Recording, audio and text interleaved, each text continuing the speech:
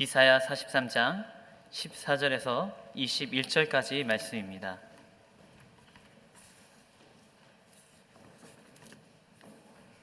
한 절씩 교독하도록 하겠습니다. 너희들을 건져낸 이스라엘의 거룩하신 분 여호와께서 이렇게 말씀하신다. 나는 너희를 위해 바벨론에 사람을 보내 모두 도망쳐 나오게 하겠다. 갈대아 사람들은 슬퍼서 목소리를 높여 울부짖을 것이다. 나는 여호와며 너희 거룩한 자며 이스라엘의 창조자며 너희의 왕이다. 바다 가운데 길을 내시고 거센 물결 가운데 통로를 내신 여호와께서 이렇게 말씀하신다. 병과 말과 군대와 용사를 모두 이끌어내어 그곳에서 쓰러뜨리셔서 다시는 일어나지 못하고 불이 꺼진 심지처럼 사그라지게 하신 여호와께서 이렇게 말씀하신다. 지나간 일들을 기억하지 말라. 과거에 연연하지 말라. 보라, 내가 새 일을 하고 있다. 이제 막 솟아나고 있는데 내가 광야에 길을 내고 사막에 강을 만들고 있다. 들짐승과 자칼과 부엉이가 나를 공격할 것이다. 내가 광야에 물을 대고 사막에 강을 만들어서 내가 택한 백성들이 마시게 할 것이기 때문이다. 이 백성들은 나를 찬양하게 하려고 내가 손수 만든 사람이다. 아멘. 김영배 목사님께서 말씀 선포해 주시겠습니다.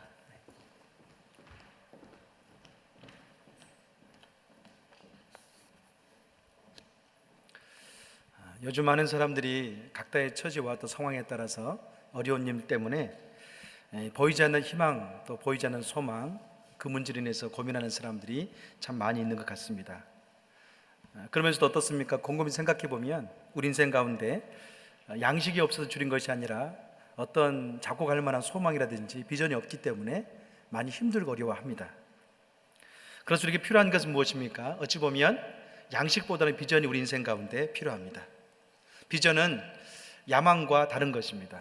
야망은 자기 욕심으로 또 나온 것이라면 비전은 하나님으로 나온 것이라고 할 수가 있습니다.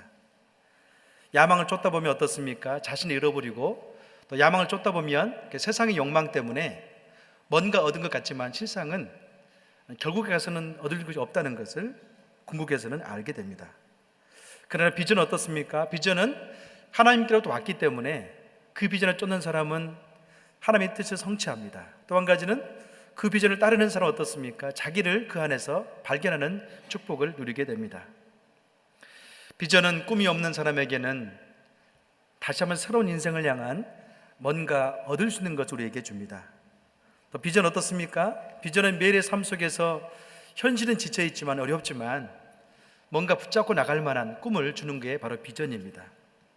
비전은 고난 중에도 많은 성도들에게 꿈을 줄 수 있고 용기를 줄 수 있고 힘을 줄 수 있는 것이 비전입니다.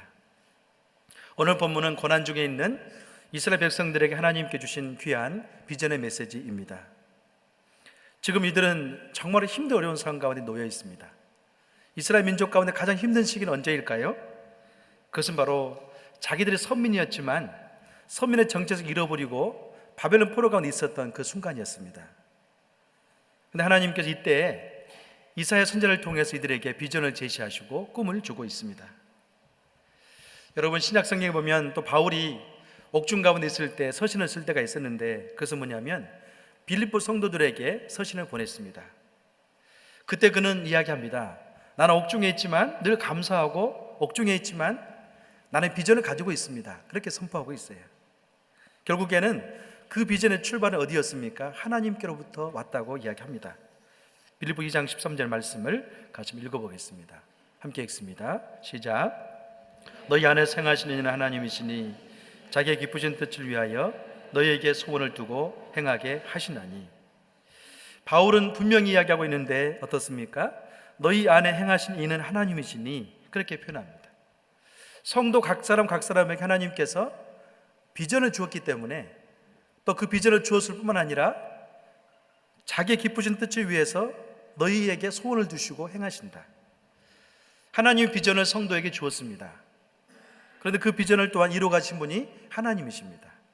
그렇지만 바울과 빌립보 성도들은 아주 고난 가운데 처해 있습니다. 그럼에도 불구하고 바울은 그 성도들에게 무엇을 말합니까? 하나님이 여러분 안에 소원을 줬기 때문에 그분의 뜻을 이룰 겁니다. 그렇게 용기와 위로를 전하고 있는 것을 볼 수 있습니다. 어떤 상황에서도 노예처럼 살지 아니하고 어떤 상황이 있을지라도 굴복하지 아니하고 승리할 수 있는 길은 무엇인가요? 저와 여러분 안에 하나님의 비전을 소유하고 있는 것이 중요합니다. 만약에 우리가 우리 안 하나님의 비전을 소유하고 그 비전이 극대화시켜져서 충만하다면 어떨까요? 우리 인생 가운데 결코 굴하지 않는 그런 삶을 살 수 있을 것입니다. 하나님의 비전이 우리 마음속에 극대화되면 충만해지고 극대해질수록 우리 마음은 슬픔과 절망 가운데서 희망으로 바뀌는 그런 인생이 될 것입니다.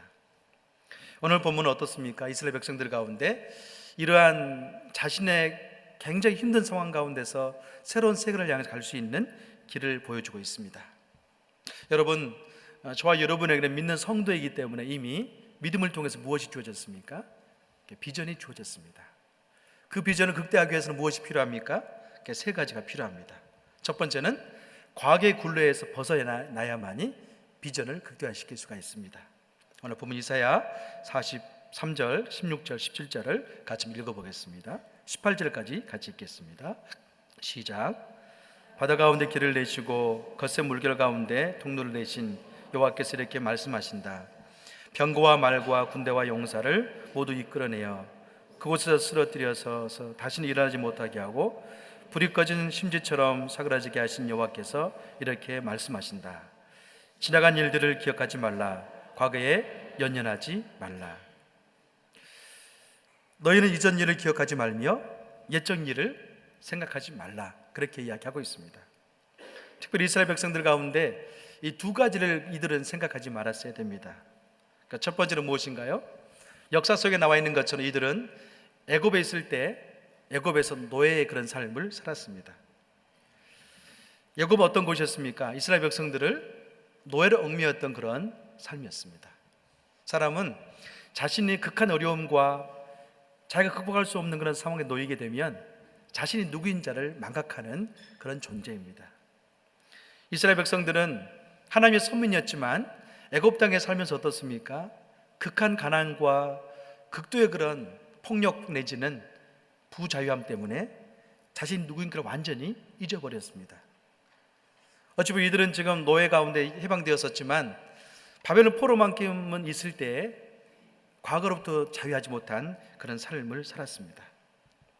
또 한 가지 어떤 것입니까? 이들이 지금 놓여 있는 상태는 전에는 예루살렘 가운데 영광이 있었지만 지금은 바벨론 포로 가운데 끌려가서 더 이상 아무것도 할 수 없다는 그런 과거의 굴레 가운데 빠져 있었습니다.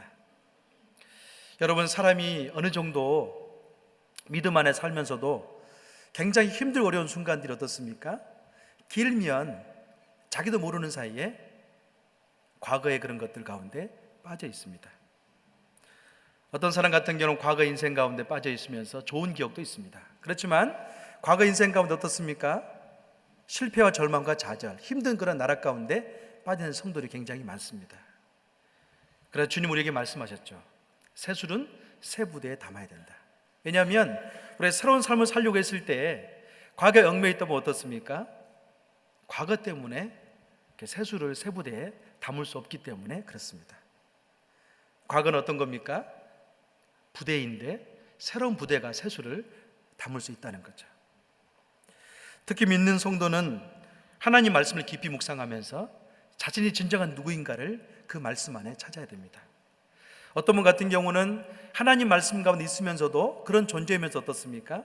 자신의 그런 현 주소를 과거에 얽매인 성도들이 참 많습니다. 오늘 본문에서 분명히 말씀합니다.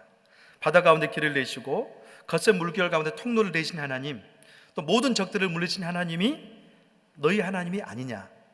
너희는 과거 일들을 기억지 말라. 그렇게 말씀합니다. 여러분, 하나님께서 우리 가운데 과거를 지어야 된다는 것을 보여주면서 한 가지 좋은 예로 들 수 있는 게 있습니다. 그것은 무엇인가요? 요호서 5장 9절의 말씀 보면 하나님께서 길갈에서 할례를 행했던 그 모습 가운데 있습니다. 하나님께서 여호수아를 통해서 이제 계속해서 가나안을 정복하고 분배할 때 그 정복하기 전에 한 가지 했던 행동이 있어요. 그것은 뭐냐면 길갈에서 이스라엘 백성들에게 할례를 행하는 것이었습니다. 여러분, 전에 제가 설교 가운데 이야기했습니다마는 이 길갈의 뜻이 무엇인가요? 야곱으로부터 수치가 굴러가게 하다, 그런 뜻이 있습니다. 이스라엘 백성들은 광야의 삶 속의 삶을 살면서 할례를 행할 수 있는 그런 순간이 한 번도 없었습니다. 그런데 출애굽의 성도들을 모두 모아서 그것 가운데 할례를 행했어요. 상징적인 의미가 있습니다. 그것은 뭐냐면 애굽 땅의 모든 수치를 굴러가게 하겠다, 그런 의미가 있는 거예요. 여러분, 이 할례는 예수님의 십자가를 상징합니다.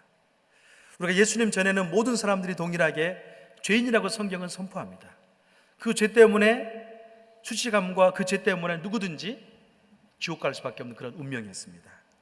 그러나 하나님께서 여호수아를 통해서 길갈에 할례를 행했던 것처럼 예수님의 십자가를 통해서 이제는 모든 사람들을 구속하시고 수치가 멀어지게 하고 죄악이 멀어지게 하고 승리케 하는 그런 삶을 주었다는 겁니다. 그래서 베드로전서 2장 24절 25절에 그렇게 선포합니다. 같이 한번 읽어보겠습니다. 베드로전서 2장 24절 25절입니다. 시작. 그분이 친히 나무에 달려 자기 몸으로 우리의 죄를 짊어지셨으므로 이는 우리가 죄에 대해 죽고 의에 대해 살게 하려는 것입니다. 그분이 채찍에 맞음으로 여러분이 남을 얻었습니다. 여러분이 전에 길을 잃은 양과 같았으나 이제는 여러분의 영혼이 목자 되시며 감독도 되신 분들에게 돌아왔습니다. 아멘. 여러분, 이 말씀 가운데 분명히 우리에게 이야기해 주고 있는 게 있지 않습니까?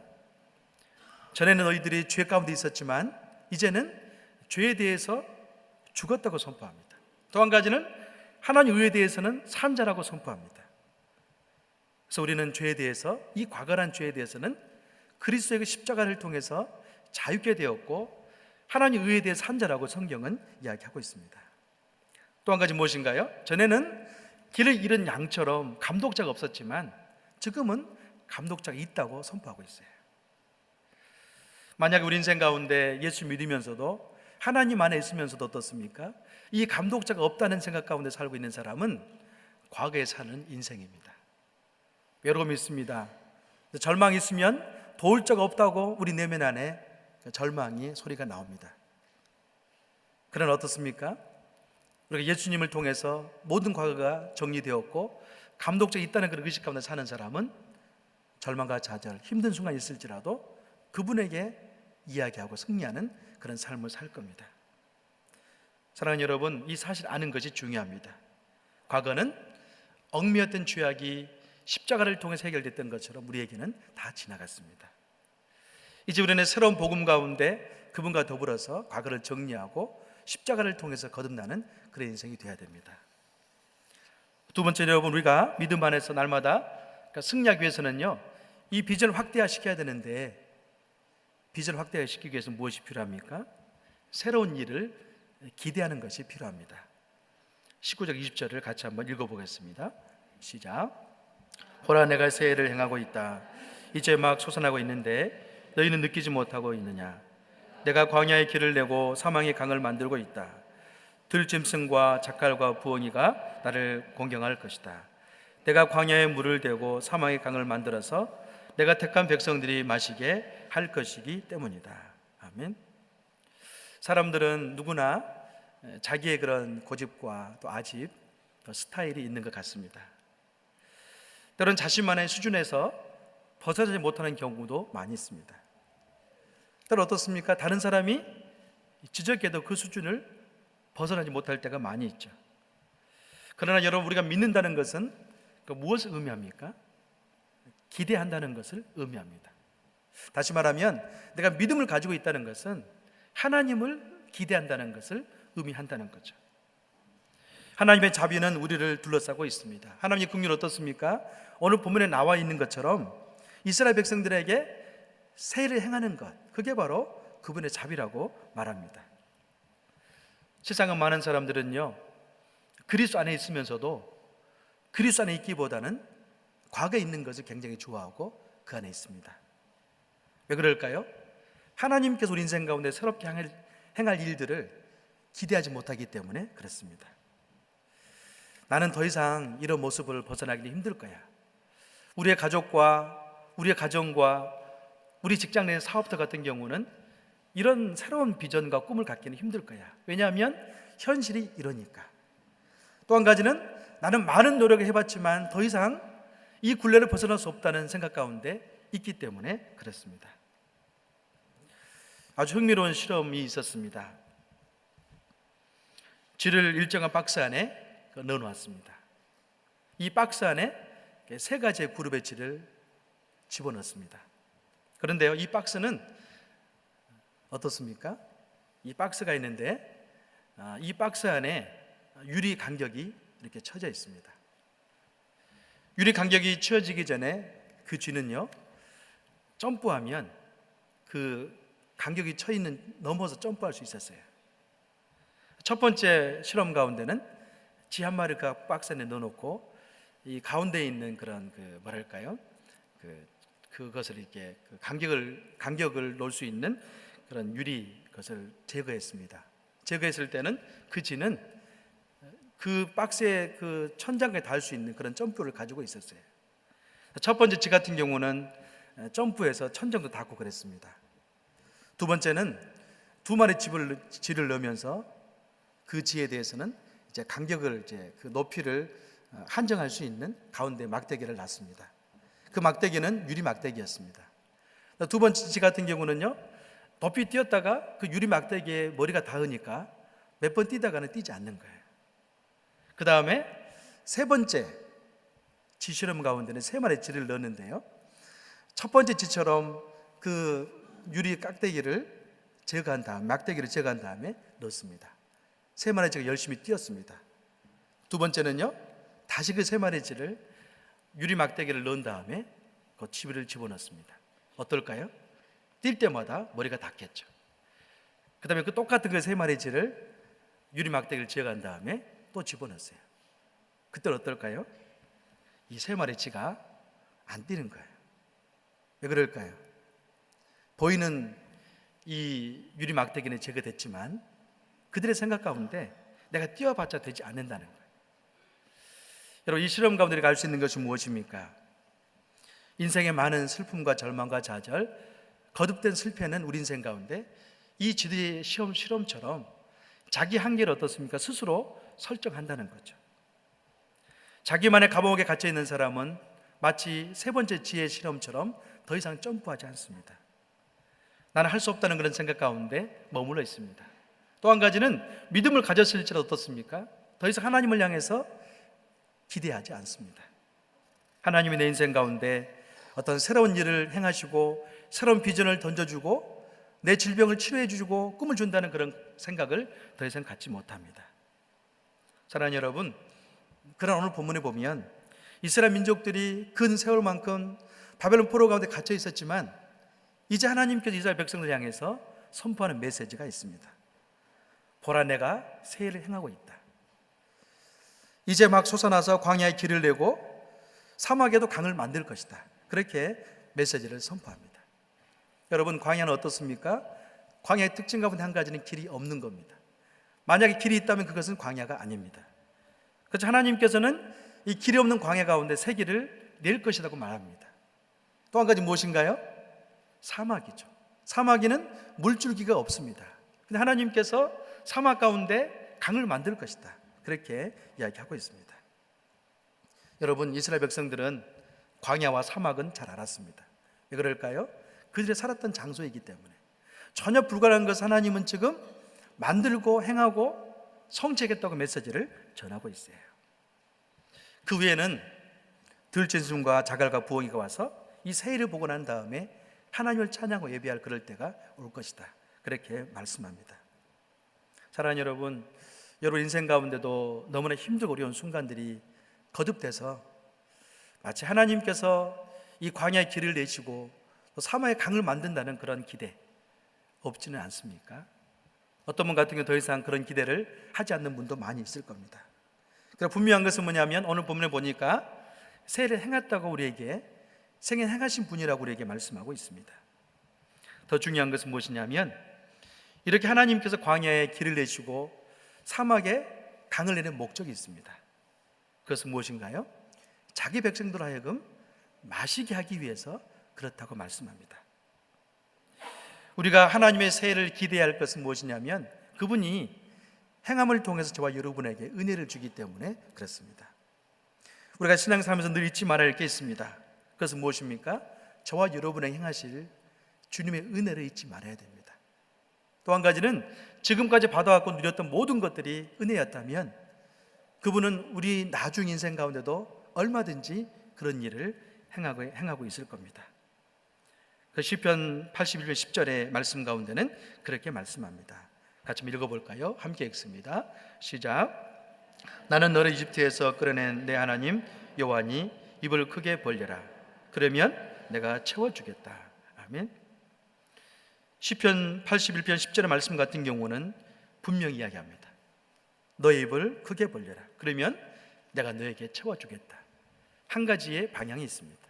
하나님을 기대하라. 하나님을 기대하면 너의 인생 가운데 하나님 풍성한 것들이 채워질 것이라고 이야기하고 있습니다. 사랑하는 여러분, 여러분이 주어진 은혜를 한번 생각해 보세요. 얼마나 많은지 모릅니다.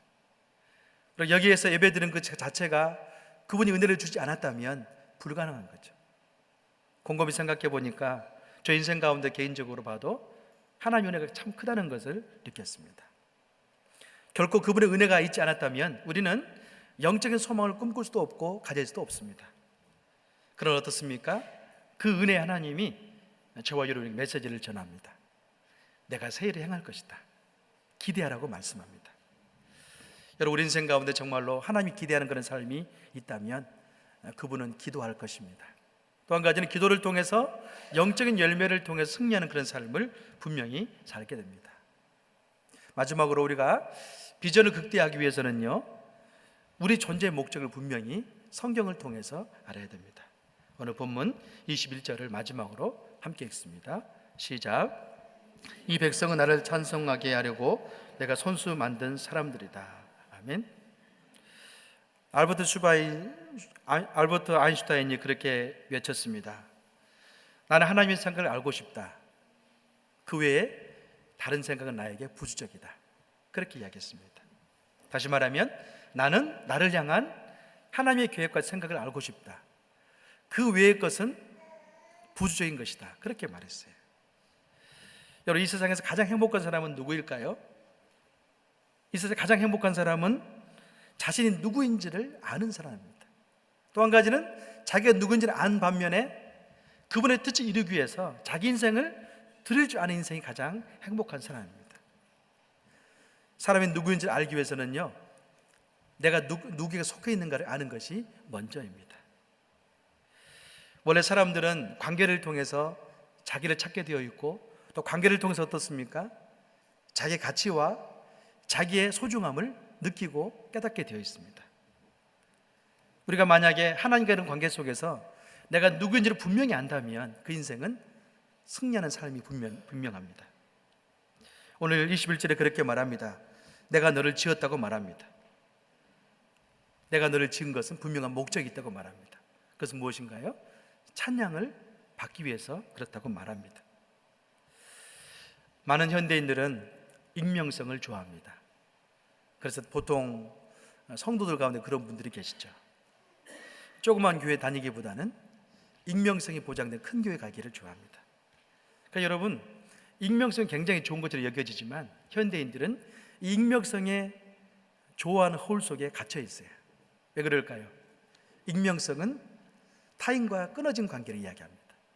아무리 익명성이 좋을지라도 이것은 차선입니다. 더 좋은 것은 뭐냐면 나의 존재가 누구인가 드러나면서 좋은 사람에게, 타인에게 나의 관계를 환영받은 그런 관계가 최고입니다. 다시 말하면 하나님은 저와 여러분이 다가오실 때 어떻게 다가오십니까? 그분은 내가 누구인지를 분명히 말씀하면서 찾아오십니다.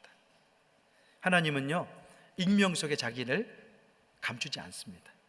자신이 분명히 누구인지를 말씀하시고 또 그 가운데 나는 누구인데 너는 누구라고 이야기해주고 있는 분이 하나님이십니다.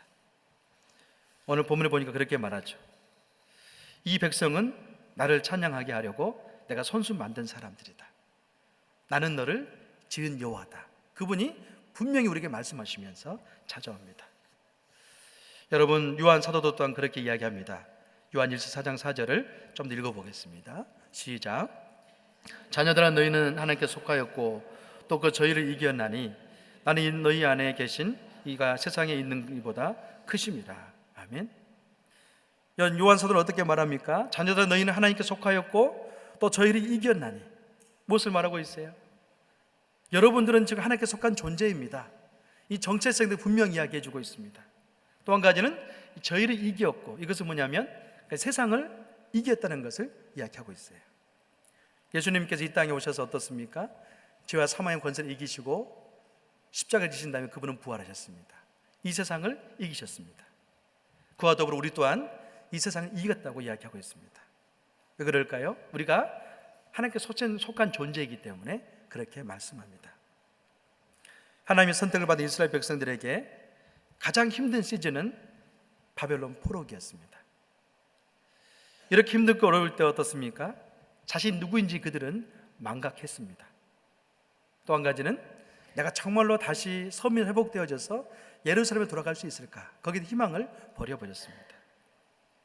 여러분, 우리 성도님들 가운데 너무나 거듭된 실패와 절망과 좌절, 또 현 시점이 어렵기 때문에 그냥 소망이라든지 비전을 가지고 있지 못하는 분들은 계시지 않습니까? 그런 분이 만약 계시다면 오늘 본문의 말씀을 통해서 다시 새 일을 행하신 하나님을 찾을 수 있기를 바랍니다. 하나님 분명히 살아계시고 어떻습니까? 저와 여러분에게 새 일을 행하고 계신 분이라고 본문은 말씀합니다. 하나님 만난 사람은 더 이상 이 세상 환경 가운데 노예로 사는 사람이 아닙니다. 이 세상에 줄 수 있는 것으로부터 어떻습니까? 자유하는 사람입니다. 또 한 가지는 비록 내가 채워진 것이 없을지라도 하나님 우리의 비전이기 때문에 하나님 말씀으로 자기를 채우면서 그분이 주신 비전을 극대화시키는 사람이 하나님의 사랑입니다. 사랑하는 여러분, 날마다 힘들고 어려울지라도 이런 주님과 더불어 승리하기를 주의 이름으로 축원합니다. 아멘. 같이 기도하겠습니다.